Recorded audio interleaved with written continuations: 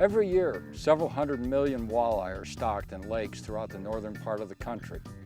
We've learned that when we stock walleyes into lakes with self-sustaining populations, what we call supplemental stocking, we get very, very low return from those fish stocked.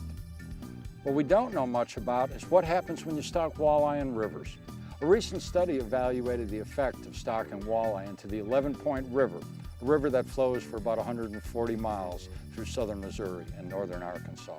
Several years of evaluating the populations, they found that the stocked walleye were half of the age 1 walleye collected. That's a very high success rate from stocking. So why was the stocking so successful in the 11-Point River when all these studies in lakes show very limited success with stocking walleye? Well, part of the success was probably related to using fairly large fingerlings, 2 to 3 inches long. We know that we do get better survival when we stock larger fingerling walleye. But certainly a part of the success was related to the abundance of walleye naturally in the 11-Point River. They were self-sustaining, but the population was very weak. That meant the fish that were stocked and the native fish had plenty of room, plenty of food to eat, and in fact that was evidenced by the high condition of all the fish that were collected.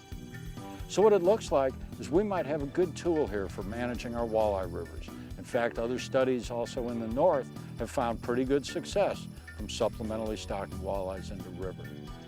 Good tool, but that tool, like anyone, has to be used wisely. Again, what's very important here is there's a weak population. Stocking those walleye into a strong population likely would not have had such good results. The more we know about fish, the better we can manage them. That's good for fish, and that's good for fishing.